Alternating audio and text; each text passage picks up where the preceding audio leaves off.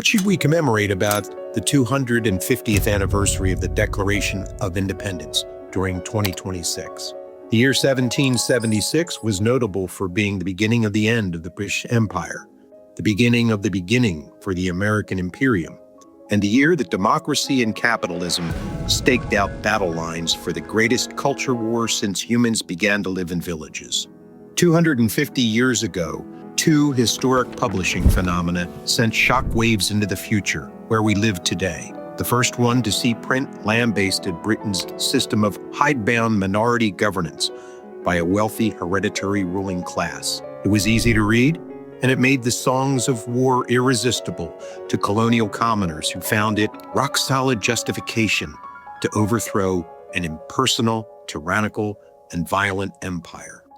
The other publication, a thick book, as unread by its devotees as the Bible is, extolled the rational superiority of materialistic self-interest as a driver of progress and national success.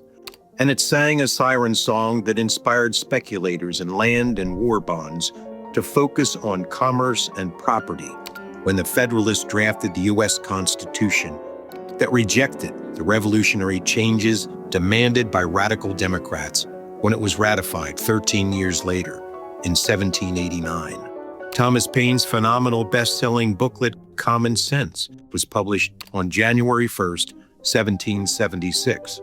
It went viral throughout the American colonies and forced colonial land speculators, who later became known as Federalists, to reluctantly embrace Paine's radical vision for a classless society because of its outlandish popularity.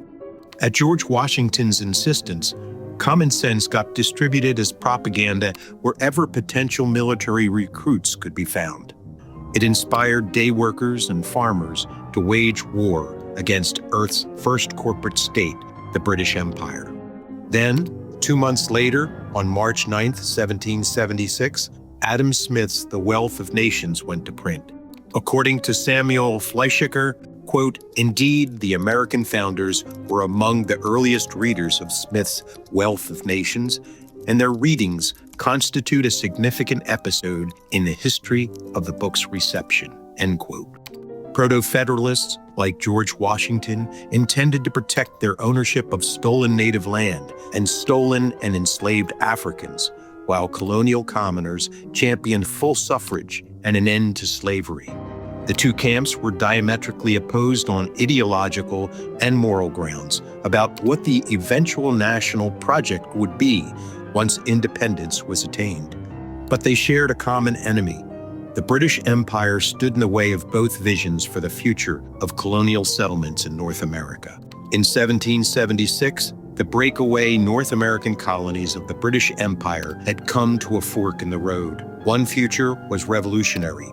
It called for democracy and equality among people. The other aspired for greatness through power and wealth for a new nation with global designs. We know that only one path would be taken, and we know which one that was. But is that the choice most Americans want to celebrate this year? Where do you stand? This is the second video short in Sellouts' America 250, a Revolutionary Perspective series. You can catch up at our Truth and Reckoning Substack and stay current by following us at celdf.org. If you'd like to support our work, consider donating. Again, that's at celdf.org.